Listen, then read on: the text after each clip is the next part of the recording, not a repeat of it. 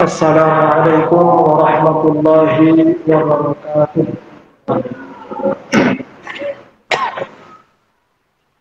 Innal hamdalillah nahmaduhu wa nasta'inuhu wa nastaghfiruh wa na'udzu billahi min shururi anfusina wa min sayyiati a'malina. Man yahdihillahu fala mudilla lahu ومن يضلل فلا هادي له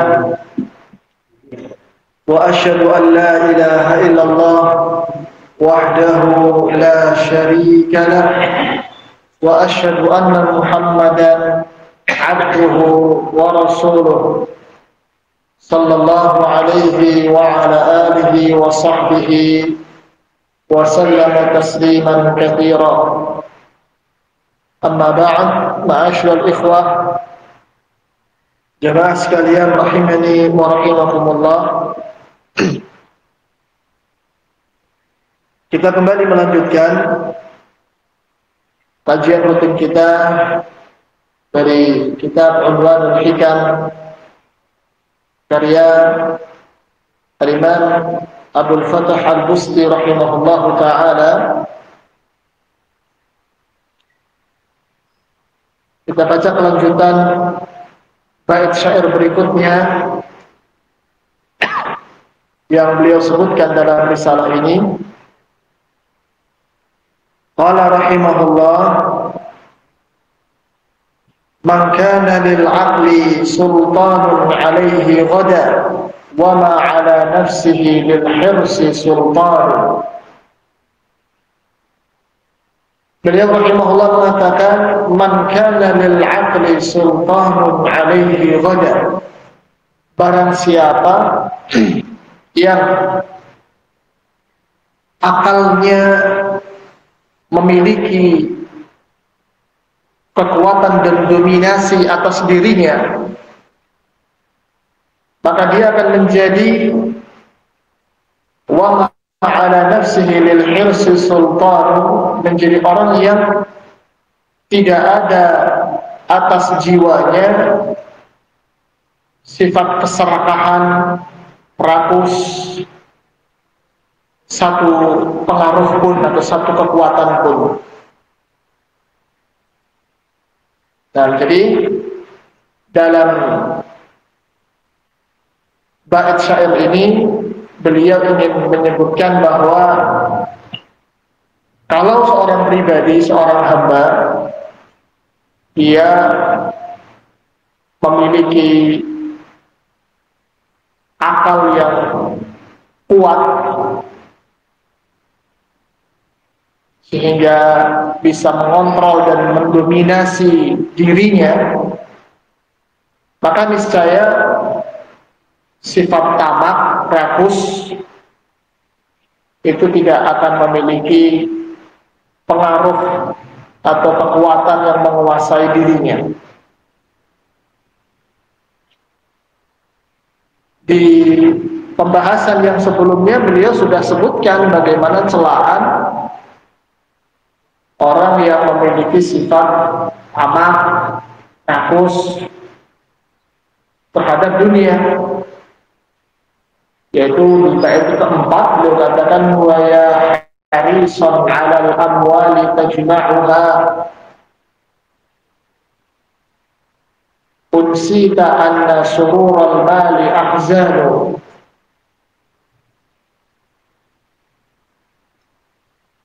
Wahai orang yang tamak, rakus terhadap harta sehingga terus mengumpulkannya, apakah kamu telah dilupakan bahwa kegembiraan harta itu hakikatnya adalah kesedihan? Jadi beliau celah orang yang sampai pada tingkatan terhadap harta itu tamak, rakus, sehingga terus upayanya adalah bagaimana mengumpulkan dan mengumpulkan harta. Kemarin juga di bait ke-16 beliau telah sebutkan bagaimana harta itu memang fitnah bagi seorang hamba. Wal malu lil insani fattanu, dan harta itu terhadap insan memang fitnah. Sebagaimana Nabi Shallallahu Alaihi Wasallam telah sabdakan, Inna likulli ummah fitnah, wa inna fitnata ummati al-mal.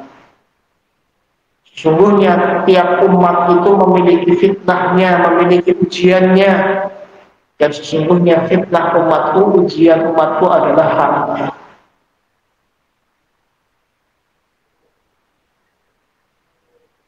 Sehingga seorang insan harus hati-hati dari namanya sifat tamak, rakus terhadap dunia, terhadap harta. Bagaimana dia berupaya menekan sifat tersebut agar tidak muncul, tidak menguasai dan mendominasi dirinya kerakusan dan ketamakan terhadap dunia dan harta tadi. Maka beliau di sini membimbingkan dan memberikan sebuah pengajaran kepada kita, kalau ingin menekan sifat tamak dan rakus kita agar tidak muncul dan nampak adalah dengan kita menjadikan akal kita itu bisa menjadi akal yang kuat, yang bisa menguasai dan mendominasi diri kita. Akal.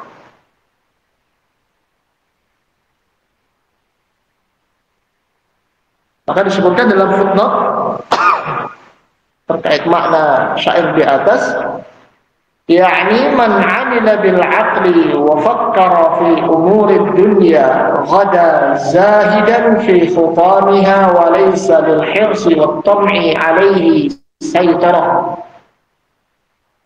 Maknanya yakni barang siapa yang dia bertindak, bersikap, berbuat itu berlandaskan akalnya yang jernih, dia betul-betul memfikirkan tentang urusan-urusan dunia ini, dia timbang dengan akalnya yang sehat, niscaya dia akan menjadi seorang pribadi yang zuhud di dalam menyikapi segala kesenangan-kesenangan dunia, perhiasan-perhiasan dunia, dan tidaklah akan ada yakni sifat rakus dan tamak mampu menguasai atasnya. Akal.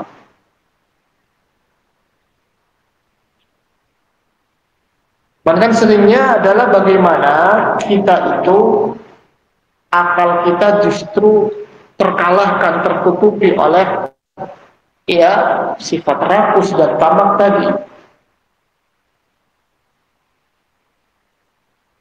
Saya nukilkan atau Al-Imam Ibnu Muflih Al-Maqdisi rahimahullah dalam Al-Adab Asy-Syar'iyyah menukilkan ucapan Abdul Faraj rahimahullah tentang bagaimana keutamaan akal itu.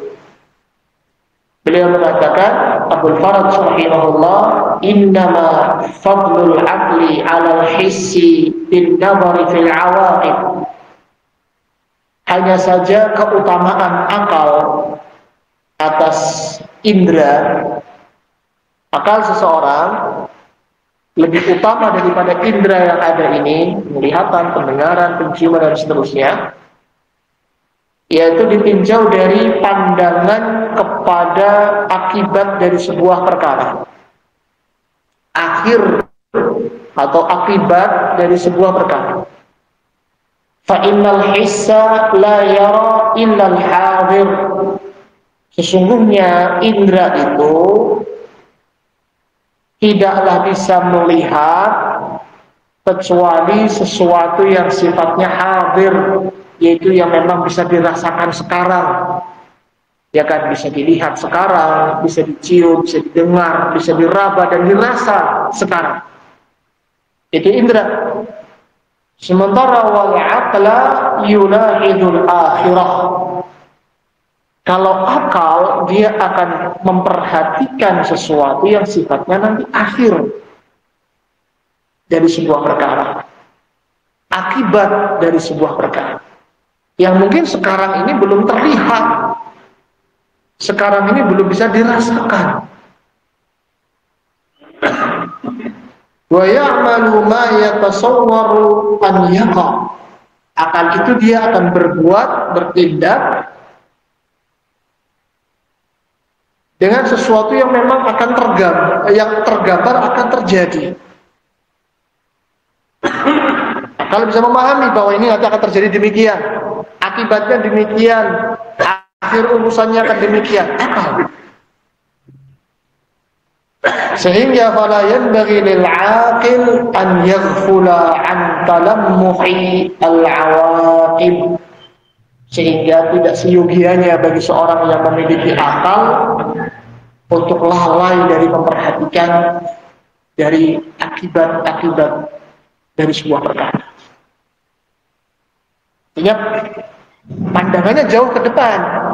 Yang dilihat adalah perkara ini nantinya akibatnya apa, hasil yang ditimbulkan apa. Hendaknya orang yang berakal menggunakan akalnya dengan baik untuk melihat itu.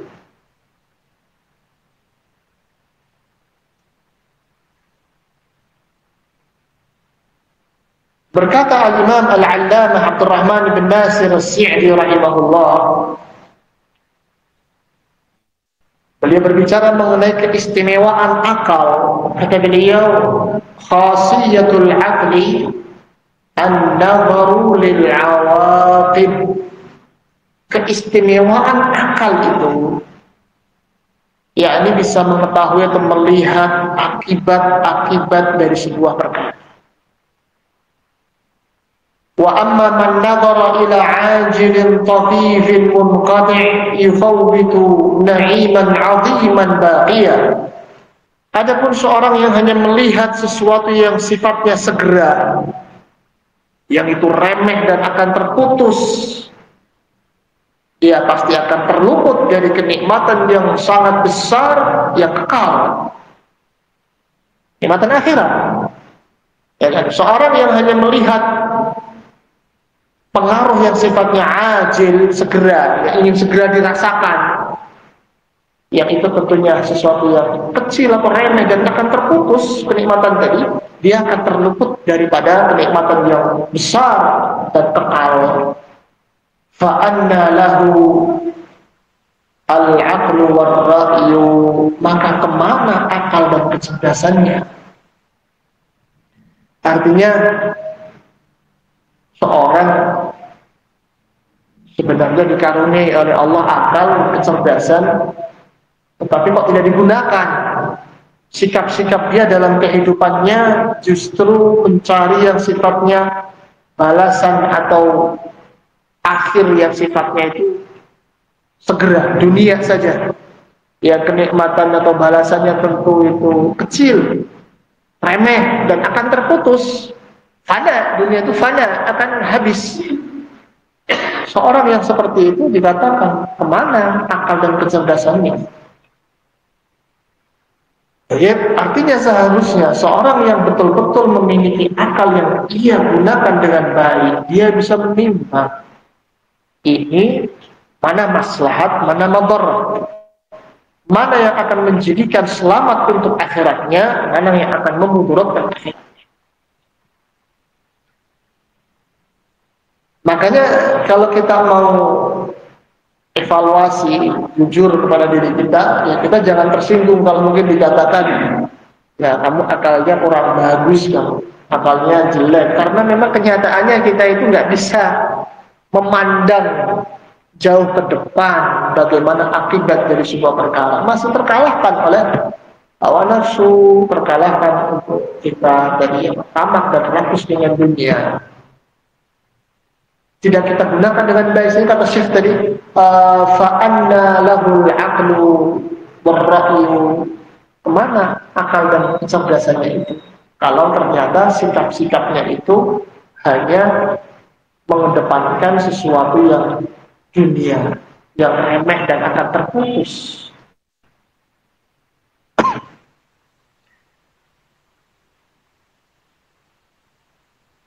Disebutkan dalam sebuah hadis dari sahabat Abdullah bin Umar radhiyallahu anhuma,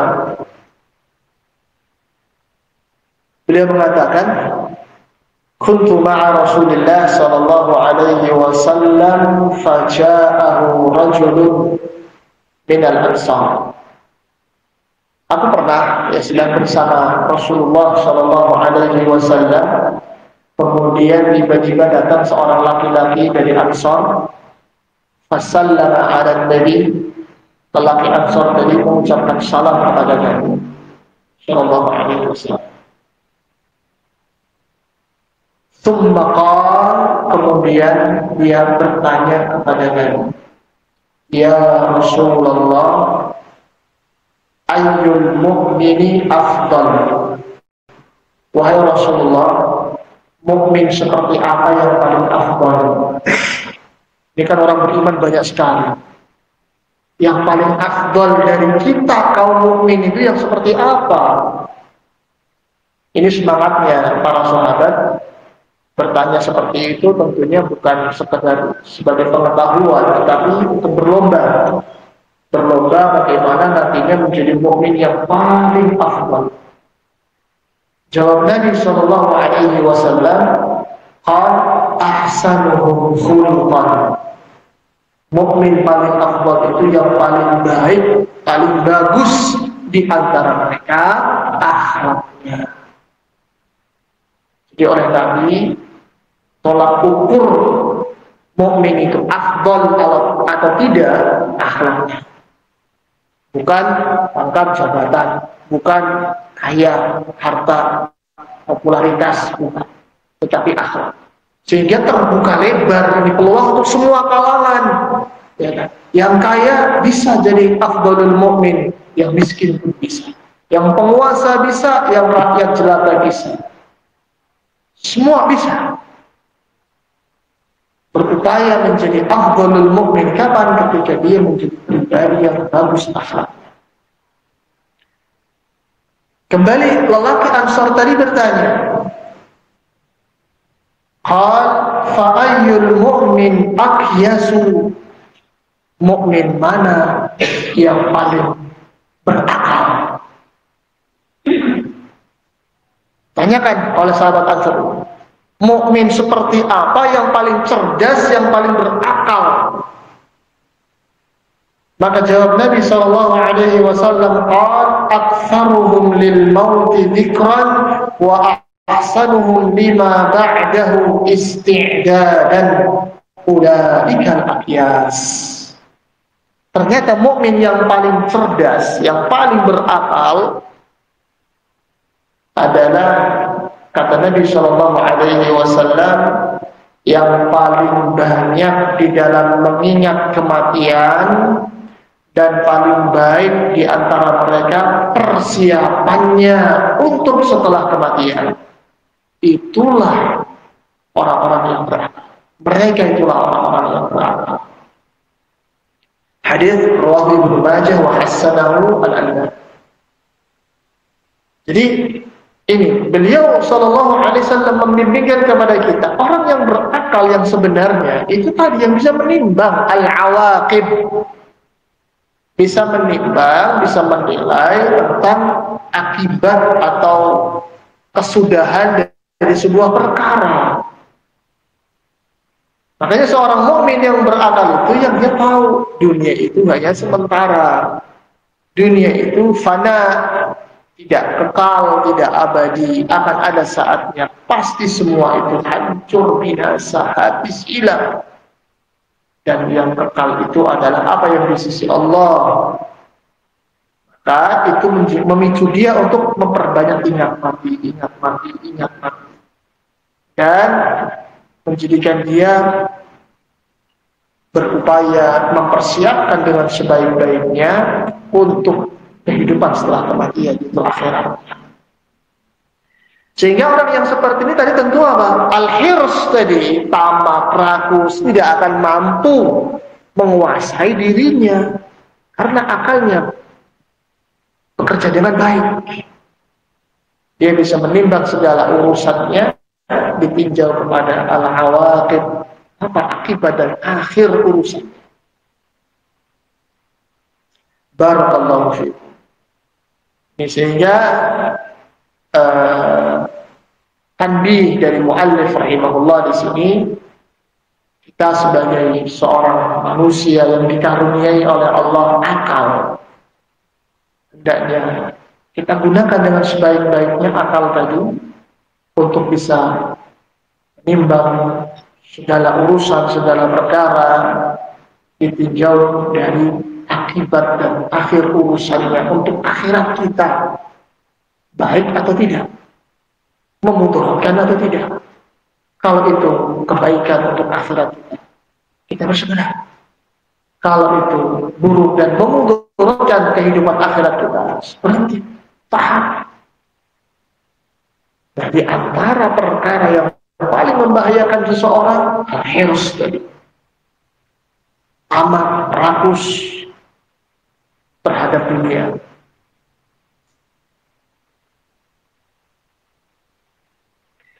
Berikutnya qala rahimahullah, man madda tarfan li fardil jahli nahwa hawa aghda 'ala al-haqqi yawman wa huwa khasyan. Barang siapa mengarahkan pandangan matanya karena sebab kejahilannya yang sangat parah, dia justru Allah tadi mengarahkan pandangannya nahwal hawa, ke arah hawa nafsu. Orang yang seperti ini, kata beliau rahimahullah, aghda 'alal haqqi yawman wa huwa khazyan. Dia akan menutup mata terhadap al-haq di kemudian hari dalam keadaan dia hina.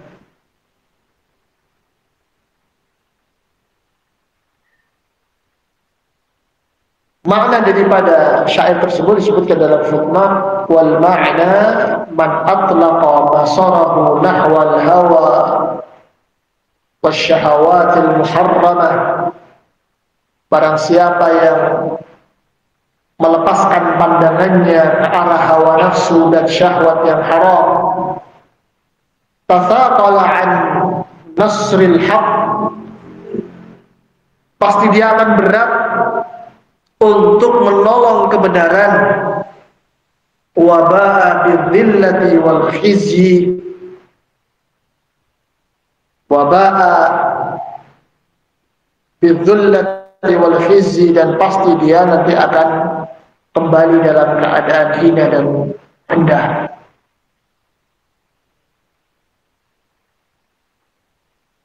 Baik. Beliau di sini rahimahullah ingin menerangkan kepada kita bahwa seseorang ketika dia memperturutkan hawa nafsunya, memperturutkan syahwatnya yang itu melanggar syariat, ini akan menyebabkan ketika datang sebuah situasi atau kondisi yang harusnya dia menolong al-haq, harusnya dia membela al-haq, dia akan berat melakukannya. Dia enggan dan tidak mau melakukannya karena selama ini dia telah terjatuh dalam tindakan tadi, memperturutkan hawa nafsu dan syahwat muharram.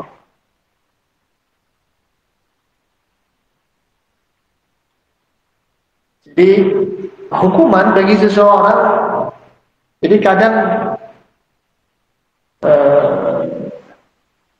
orang sudah faham mana jalan yang benar, mana jalan yang salah, mana al-haq, mana al-batil, paham, ngaji dia, menuntut ilmu dia, faham itu.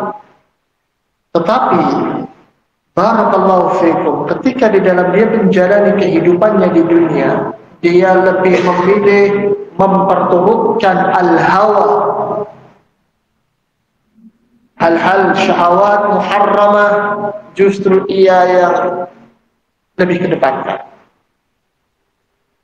Maka nanti akan datang masanya bahwa dia tidak ada lagi punya rasa, kita nggak ada greget di dalam kita membela al-haq, menolong al-haq,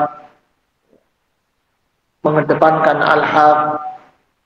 Tidak ada lagi dia kondisi seperti itu. Yang dahulunya mungkin ya saat dia masih menjaga diri dari al-hawa, syahwat al-muharramah, ya dia lebih cinta al-haq, beda, dia perjuangkan, dia lebih kedepankan dari yang lain. Tapi ketika dia kemudian lebih kepada condong al-hawa, syahwat muharramah ini, saat harusnya dia mengedepankan al-haq, membela, menolong al-haq, dia berat akan hal itu.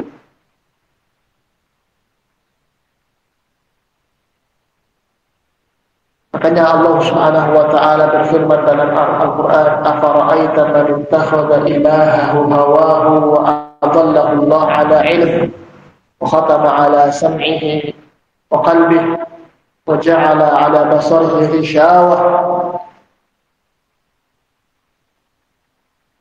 Tidakkah kamu mengetahui orang yang menjadikan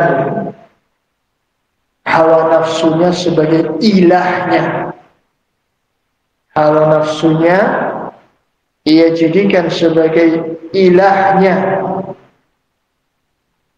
Dalam tafsir As-Sa'di rahimahullah, maknanya adalah fama hawiyahu salakahu sawa'un kana yurdillah aw yuskhituhu.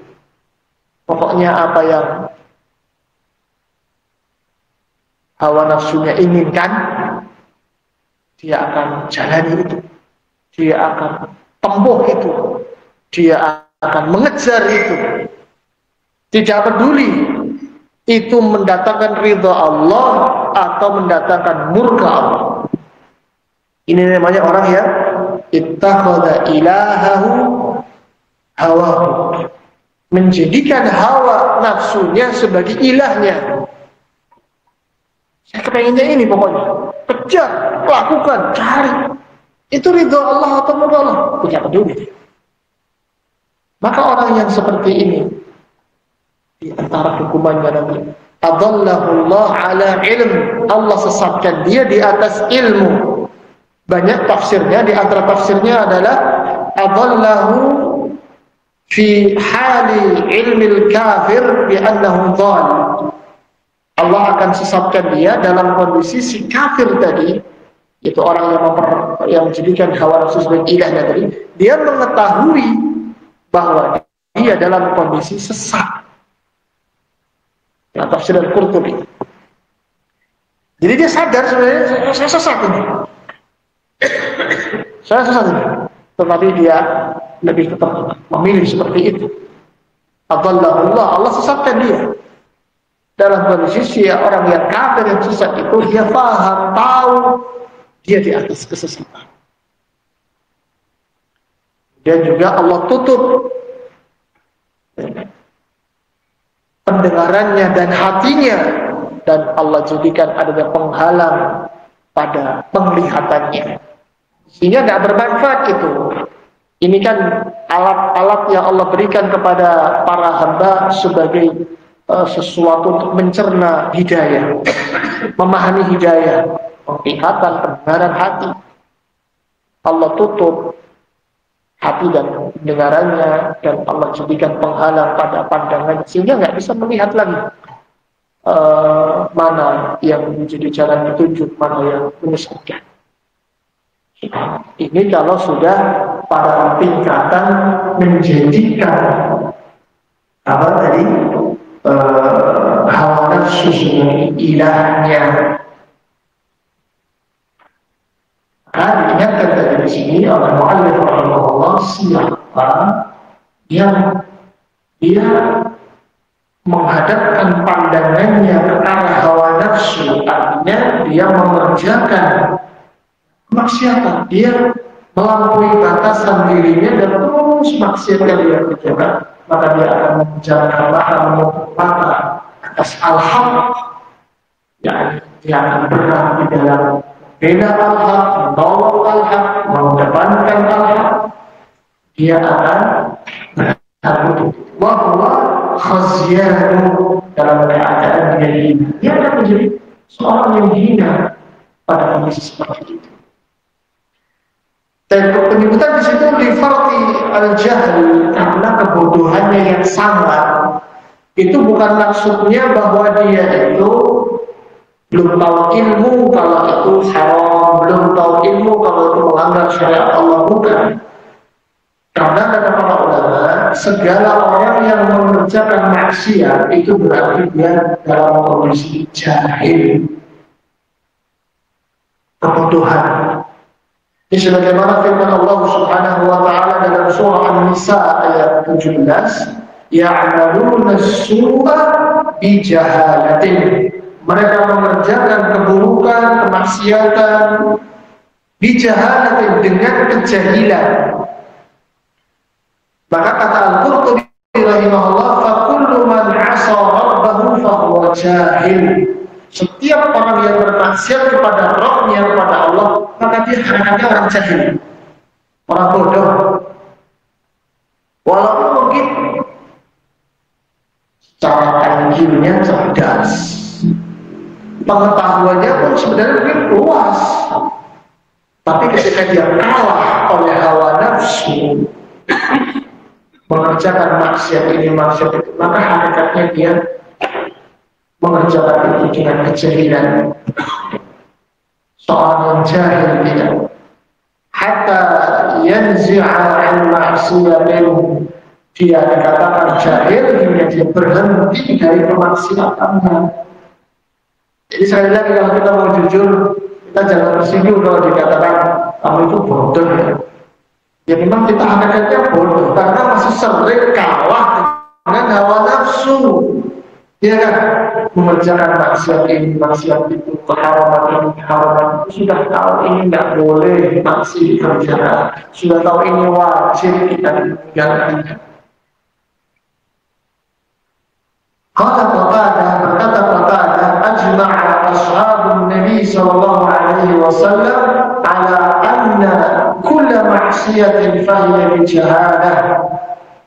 Para sahabat Nabi sallallahu alaihi wasallam sepakat bahwasanya setiap kemaksiatan itu maka jika dikerjakan dia adalah bentuk daripada kejahilan, kebodohan. Ibarakallahu makanya begini, mu'allif menyebutkan seorang yang dia mengarahkan pandangan kepada hawa nafsu, artinya dia melampaui batas, mengerjakan maksiat dan keharaman, itu pasti lifartil jahil, karena kejahilannya yang parah. Dikatakan sebagai jahil karena lebih terus hawa nafsu.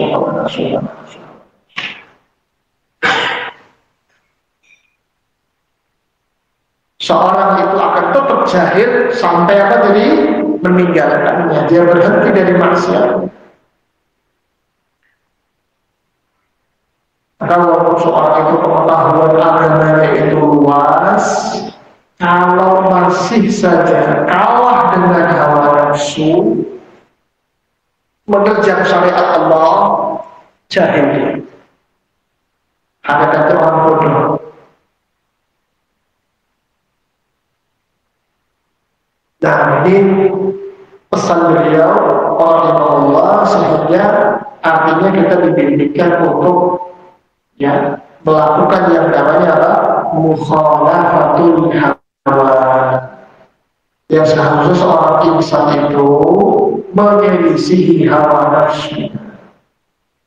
Nah, ini dulu pernah kita singgung bagaimana ucapan Al-Imam Ibnu Qayyim rahimahullah, obat dari segala penyakit itu semuanya ada pada mukhalafatul hawa. Itu obatnya, itu pahit. Banyak manusia paham obatnya itu yang menyelisih hawa nafsu, tapi nggak puasa. Sebagaimana orang sakit dikasih resep, ini obatnya, ya kan? Tapi pahit. Besar lagi 5 sehari 3 kali, pas mending sakit aja saya nggak mau.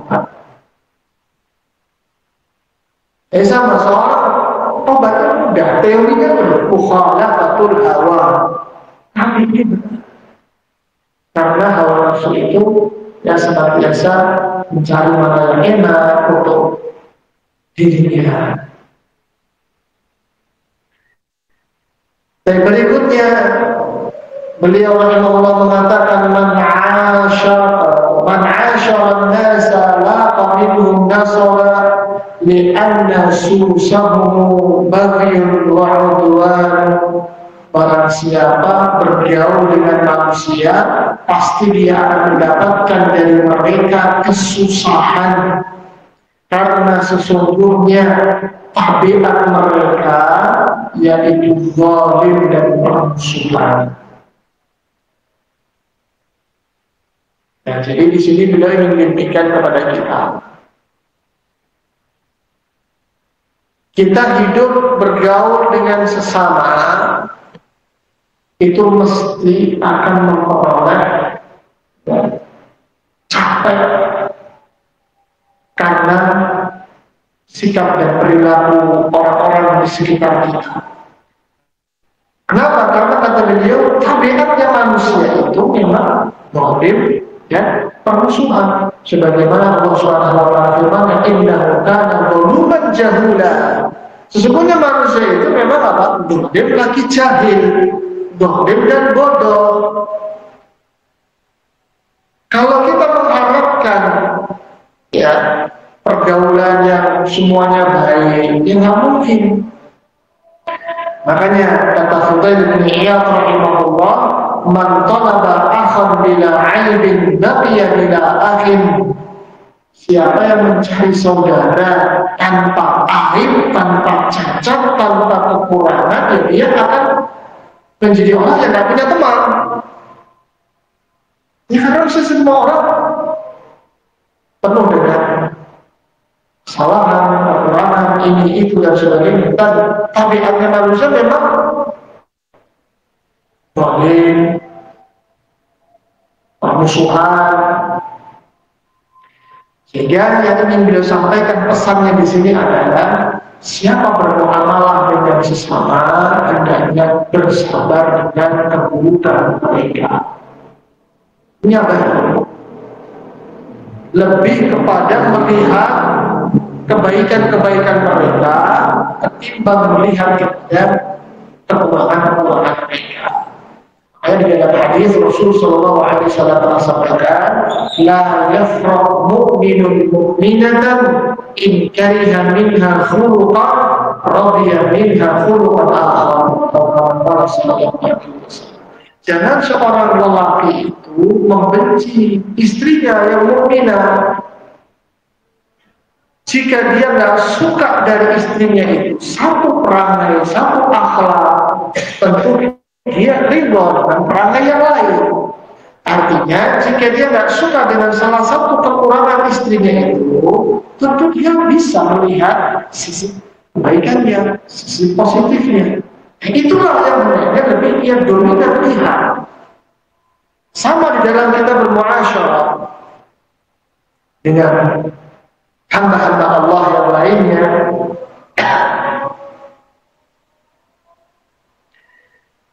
Jangan sampai kita lebih kepada melihat kekurangan. Ya karena manusia tadi zaluman jahula. Tapi hendaknya kita lebih melihat kepada sisi kebaikannya, kelebihannya.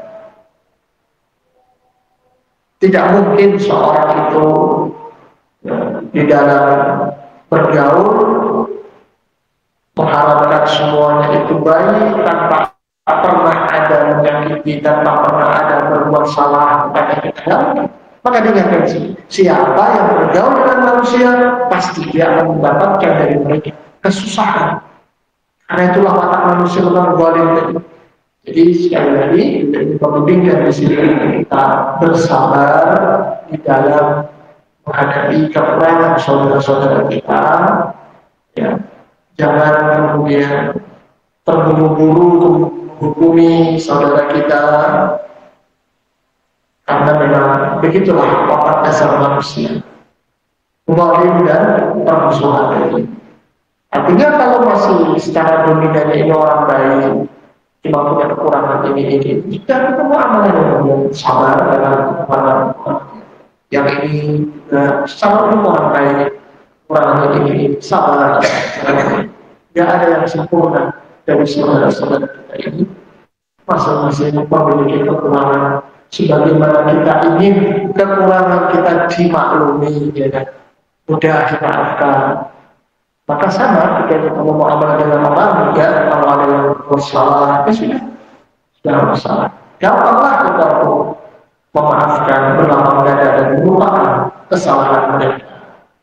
Wallahu a'lam bishawab. Ini bisa kita ambil di kesempatan kali ini, mudah bermanfaat. Insyaallah sama kita berikutnya.